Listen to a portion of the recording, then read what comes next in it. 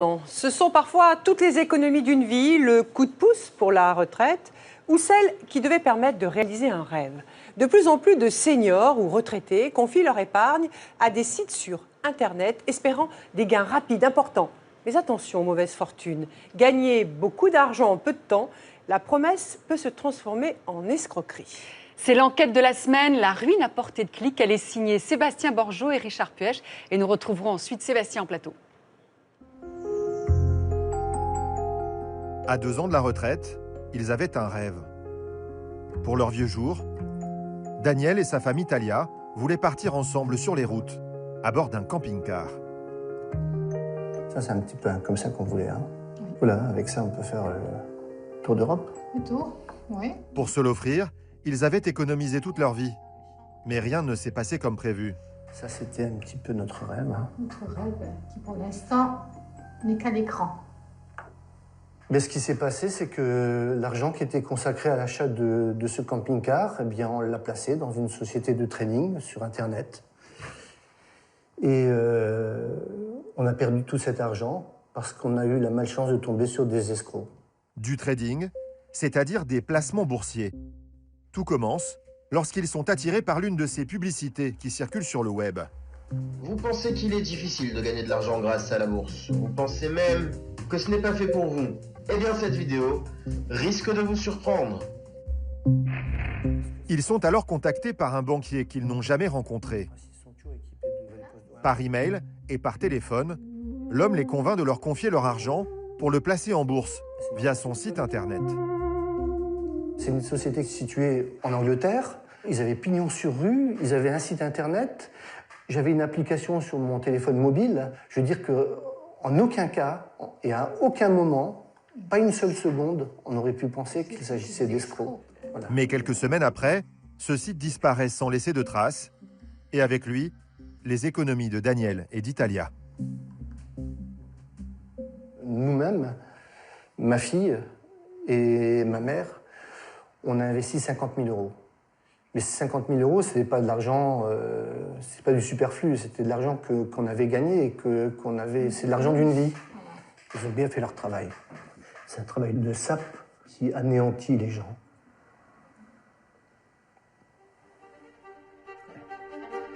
Comme Daniel et sa femme, au moins 12 000 Français affirment avoir été victimes de ces nouveaux escrocs en ligne. Depuis 5 ans, des centaines de sites de placement sur Internet ont fait leur apparition. Ils nous promettent la fortune en quelques clics. Votre capital manque d'intérêt. Il est temps de vous en occuper. Des publicités alléchantes, un marketing agressif. Ces sites ont toutes les apparences de la respectabilité. Pourtant, derrière la plupart de ces vitrines, tout est faux, à part l'argent qu'elles nous font perdre. J'ai perdu 34 000 euros en une nuit, sans savoir pourquoi. Notre enquête nous a permis de découvrir que ces entreprises appartiennent à des filières internationales très organisées, qui ont déjà empoché des sommes colossales, en toute impunité. C'est des centaines de millions, et ça a coûté beaucoup d'argent aux Français. Un étonnant polar financier qui nous a emmenés jusqu'en Bulgarie, à Chypre et en Israël, sur les traces de ces nouveaux profiteurs du web.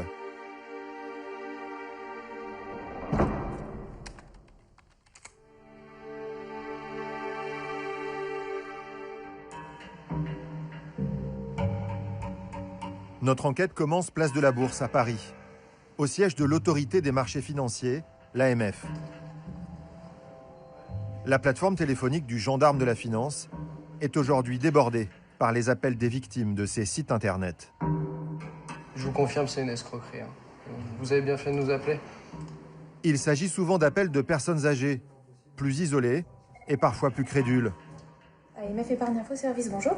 Comme Mireille, qui appelle ce jour-là pour se plaindre d'un de ces sites de placement. Litige avec une société de trading. Je suis retraitée, j'ai 80 ans et moi j'avais regardé sur Internet. Au total, vous aviez investi combien sur cette plateforme? J'ai beaucoup investi, j'ai investi 85 000 euros. D'accord, donc effectivement. Et là, au moment de retirer votre argent, vous avez une impossibilité de retrait? Non seulement ça, mais c'est que j'ai pratiquement tout perdu. Merci. Une centaine de plaintes en 2011, 5 000 en 2014 et jusqu'à 10 000 appels cette année. L'AMF a établi une liste noire de 200 sites qu'elle considère comme illégaux et dont elle peut faire bloquer l'accès par les tribunaux. Mais certains, qui sont enregistrés hors de France, échappent à ces sanctions. Selon Nathalie Lemaire, le scénario est toujours le même. Sur ce type de site, vous avez derrière vous des escrocs qui, non seulement, dans la plupart des cas, ne vont pas placer votre argent sur le marché proposé, ne vont pas investir dans les produits, mais vont se contenter de faire passer votre argent de banque à banque jusqu'à un paradis quelconque et vous ne reverrez jamais votre argent, rien n'est redistribué. Selon les statistiques de l'AMF, 90% des épargnants sont perdants sur ces sites. Ils y laissent en moyenne 11 000 € chacun. En 2012, l'AMF avait déjà recensé 12 000 victimes françaises. Aujourd'hui, ils sont probablement plus du double. Cette retraitée qui vient d'appeler l'AMF, après avoir perdu 85 000 €, nous l'avons retrouvée à Marseille. Elle a 80 ans et s'appelle Mireille Bonnet. Après une carrière d'ophtalmologiste, elle avait réussi à mettre de l'argent de côté et rêvait de faire fructifier son épargne pour ses 5 petits-enfants. Mais en quelques clics, sa vie a basculé. Tout a commencé un jour sur Internet où je suis tombée sur le site de FXGM qui me disait qu'on pouvait gagner de l'argent avec le trading, mot que j'ignorais totalement jusque-là. Je les ai rejoints et je me suis donc inscrite. Un certain Thomas Delacroix, qui affirme travailler pour ce site, la contacte aussitôt par téléphone. La manipulation commence. Donc c'est à ce moment-là que j'ai eu, quelques jours après, M. Delacroix qui m'a appelé et qui m'a dit « Mettez une somme d'argent entre 200 € et 1 000 €. Et moi, j'ai mis 500 €. En espace de 15 jours, j'avais doublé la mise. Il m'a dit « Vous voyez comme c'est facile. Là, vous avez fait vos preuves sur des petites sommes. Il n'y a aucune raison que vous n'arriviez pas à faire vos preuves sur des grosses sommes. » Appâtée, Mireille accepte d'investir 50 000 €. Mais apparemment, ce n'est pas assez pour Thomas Delacroix. Il la rappelle pour la convaincre de miser davantage. Il me dit « Vous savez, j'ai montré votre dossier à ma hiérarchie qui m'a dit franchement, Madame Bonnet a beaucoup de potentiel. On va lui faire confiance, on va réinvestir avec elle. » Alors, je me dis, ça veut dire quoi, ça? Elle me dit, si vous rajoutez une somme de 25 000 €, nous, on la rajoute autant, et vous vous retrouvez avec 100 000 €. Et là, avec 100 000 €, on peut aller très loin, jusqu'à plusieurs millions. On peut gagner jusqu'à plusieurs millions. Mireille finit par miser toutes ses économies, 85 000 €. Pendant 3 mois, Thomas Delacroix lui téléphone presque tous les jours pour la pousser à parier sur la valeur d'une action ou le cours d'une monnaie. Persuadée de gagner de l'argent en bourse, Mireille lui fait totalement confiance, jusqu'à cette soirée du mois de mars. J'ai perdu 34 000 € en une nuit, sans savoir pourquoi. J'ai essayé de les joindre par téléphone parce que j'étais un peu affolée. J'ai pas pu, j'ai essayé de les joindre autrement, je n'ai pas pu. J'ai mis des emails à M. Delacroix, il ne m'a jamais répondu. Et puis voilà. Mireille n'aura plus jamais de nouvelles de Thomas Delacroix. Cette voix sans visage qui avait su gagner sa confiance. Qui se cache derrière cette manipulation? Nous avons voulu remonter la piste de ce mystérieux interlocuteur pour connaître ses méthodes et tenter de découvrir sa véritable identité. La première étape de notre enquête nous emmène en Europe de l'Est, à Sofia, en Bulgarie.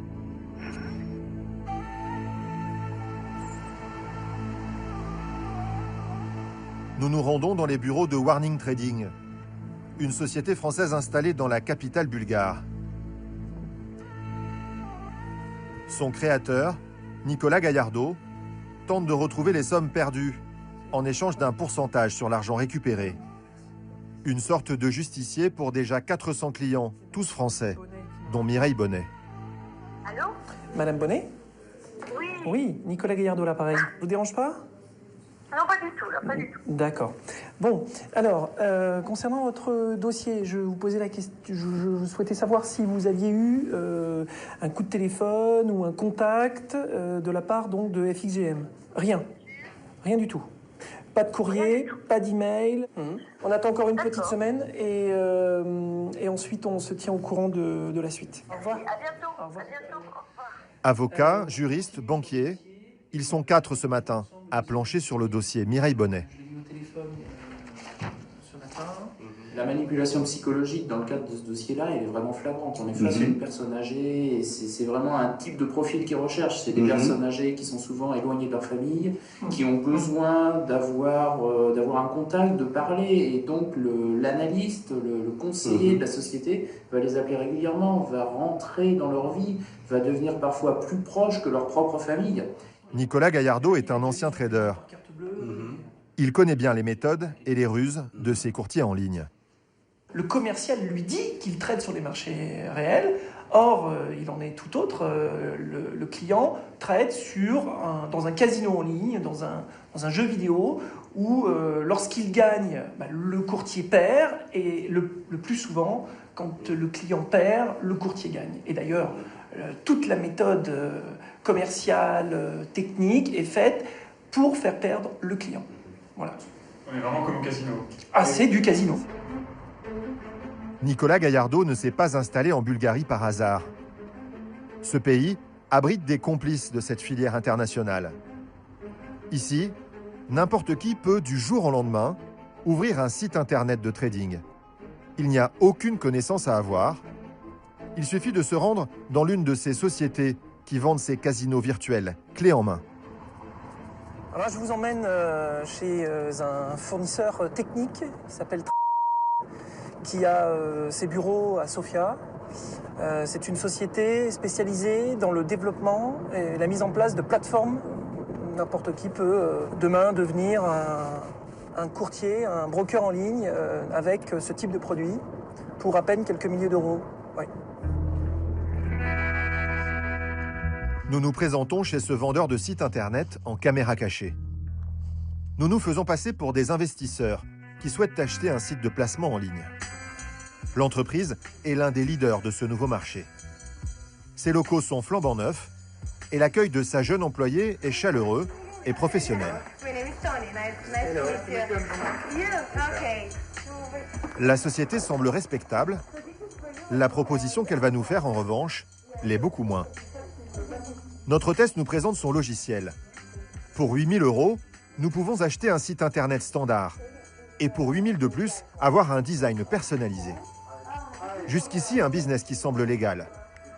Mais le patron, un informaticien israélien, va nous dévoiler la combine. Sa société touche de l'argent sur chaque somme empochée grâce à ses logiciels.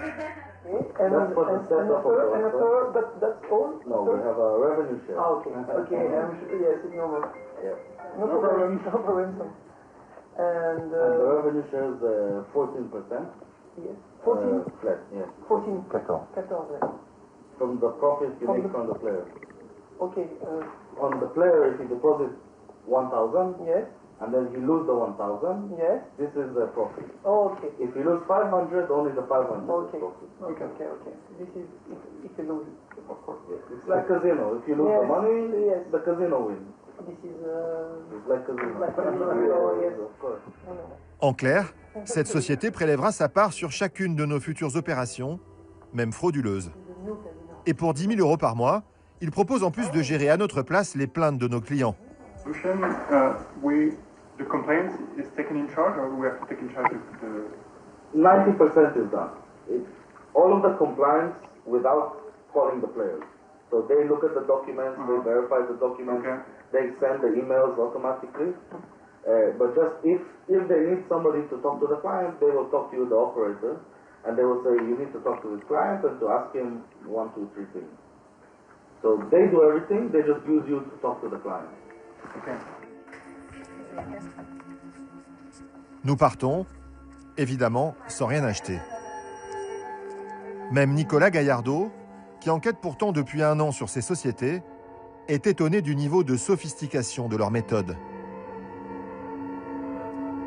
J'avoue que j'étais extrêmement surpris sur l'aspect gestion clientèle. C'est fait pour transformer le client en victime. Voilà, ça va plus vite, c'est plus rapide, c'est plus efficace et le client, au bout du compte, a perdu tout son argent. Le piège est prêt à se refermer. Il ne reste plus à des vendeurs mal intentionnés qu'à passer des coups de téléphone pour trouver des clients et les convaincre d'investir sur leur site. Un pays s'est spécialisé dans cette activité. Il s'agit d'Israël.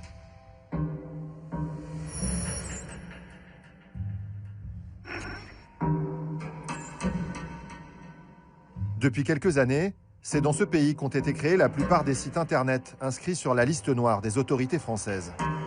On en trouve des centaines. Parmi eux, FXGM, le site sur lequel Mireille Bonnet a perdu 85 000 €. Nous nous rendons au siège de l'entreprise dans l'espoir d'y rencontrer Thomas Delacroix, l'homme qui l'a manipulé par téléphone. C'était FXGM. FXGM, voilà. Vous n'avez pas bien... Ok, bah, très bien. Vous avez fait du travail là? Ouais. Ça se passe bien? Ça va, ça se passe.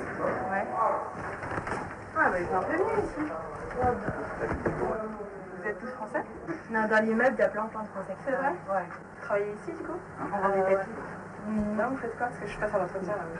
Non, on fait du téléphone. Bon courage. Merci. Au revoir. Dans les locaux, nous découvrons une ambiance festive et décontractée. C'est probablement de cette salle que celui qui se présentait comme Thomas Delacroix appelait Mireille Bonnet. Peut-être même que Thomas figure sur cette vidéo que nous avons retrouvée sur Internet, parmi ces vendeurs de FXGM qui se filment eux-mêmes en train de célébrer les succès de leur entreprise. D'ailleurs, alors que nous entrons dans le bureau de la recruteuse, une cloche retentit.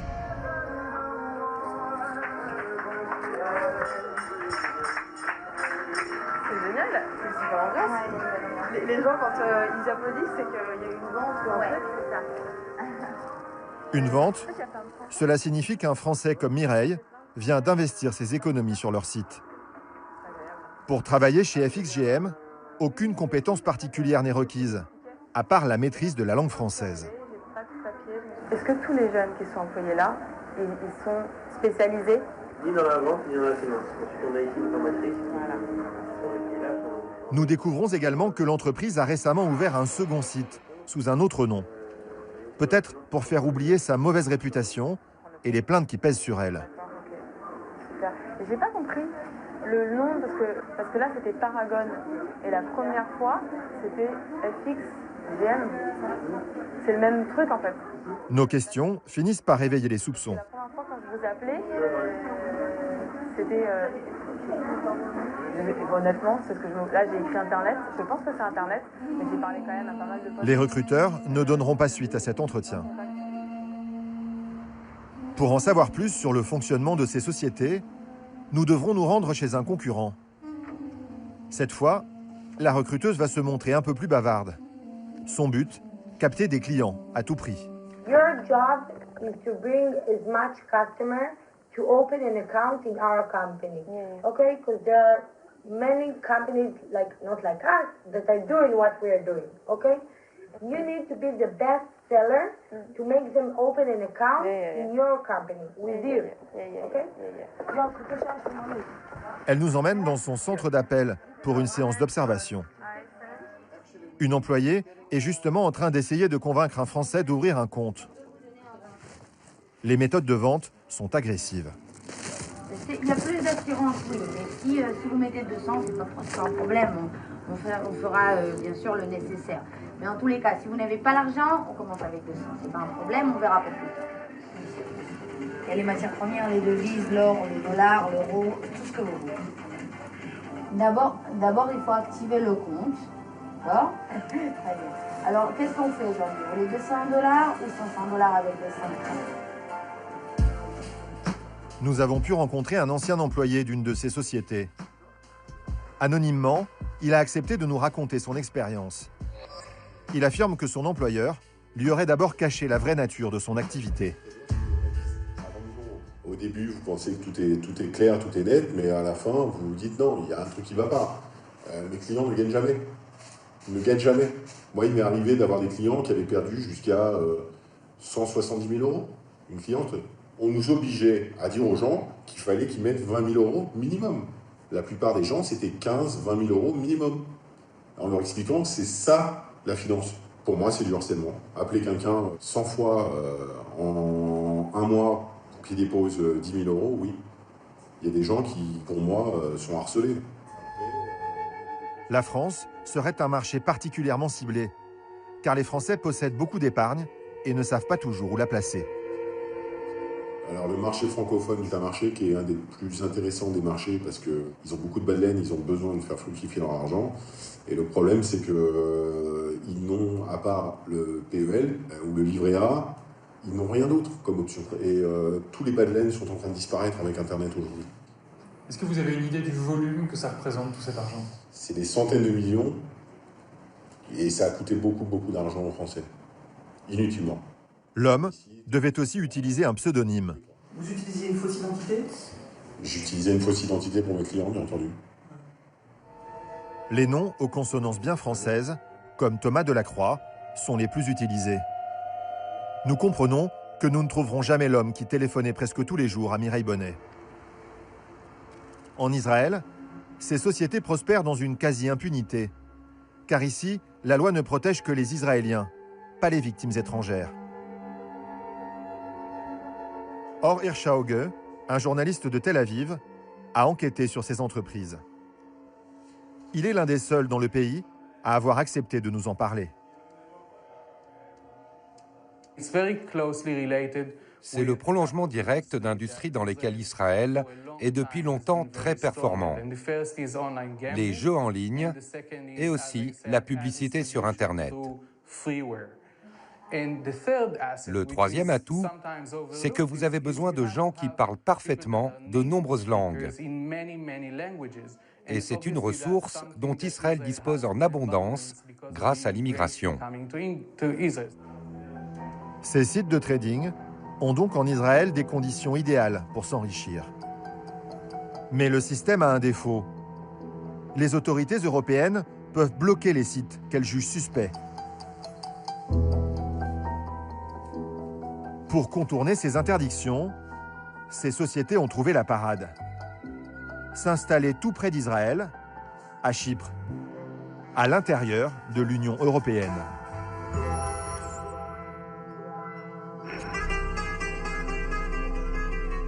Grâce à sa proximité avec Israël, située à moins de 250 km, cette île méditerranéenne est devenue l'autre paradis des sites de trading. Près de 200 sociétés y ont installé leur siège social. La plupart viennent d'Israël. Elles ont choisi de s'immatriculer ici depuis qu'une directive européenne les autorise à opérer depuis Chypre dans tous les pays de l'Union, dont la France. Dans les beaux quartiers de Nicosie, on trouve par exemple, comme à Tel Aviv, des bureaux de la société FXGM, à laquelle Mireille Bonnet avait confié son argent.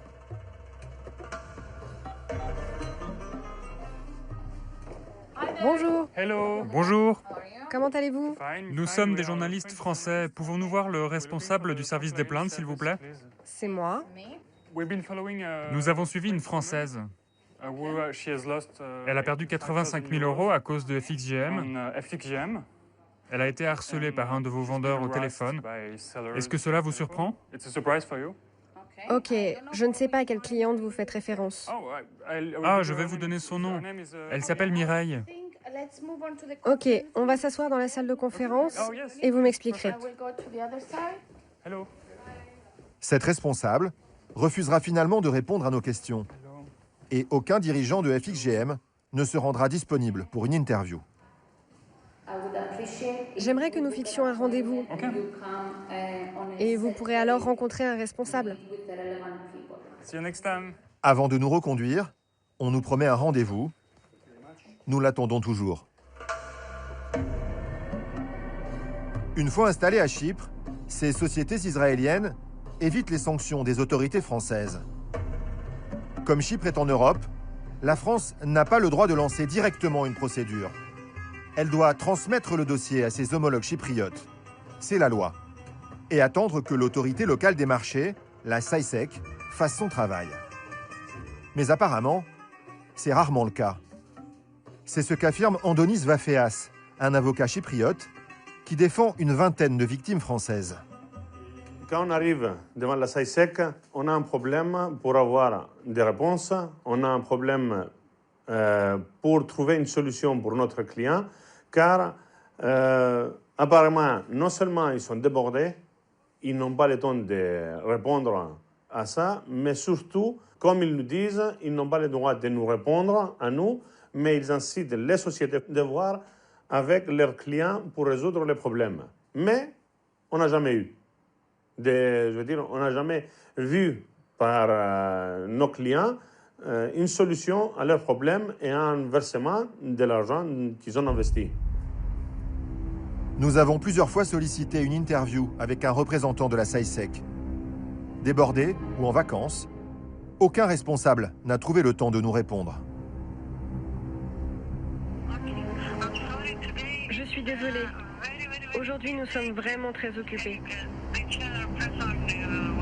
L'autorité des marchés chypriotes ne compte qu'une trentaine d'agents, 10 fois moins que son homologue française. Trop peu pour dissuader ces sociétés de trading.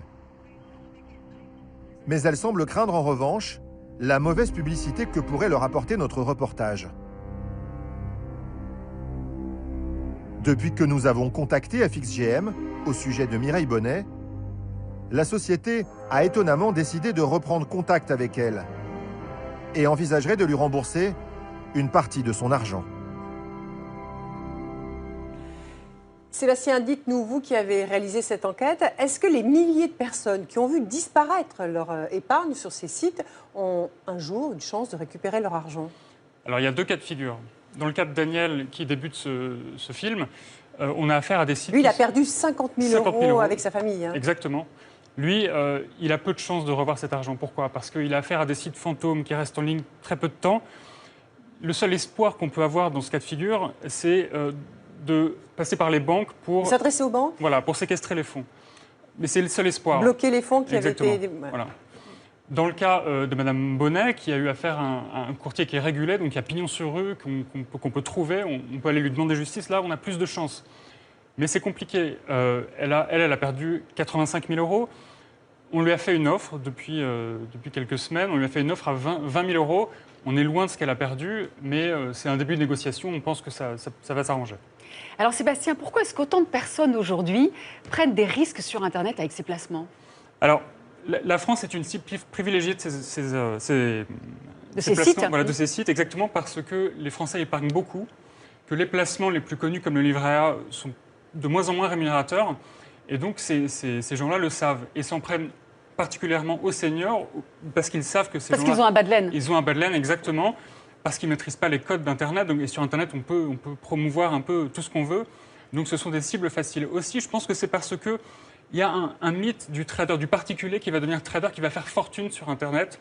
Et ça n'existe pas. Ça existe des particuliers qui tradent, mais pas dans ces proportions-là. C'est compliqué d'apprendre le trading, ça prend du temps.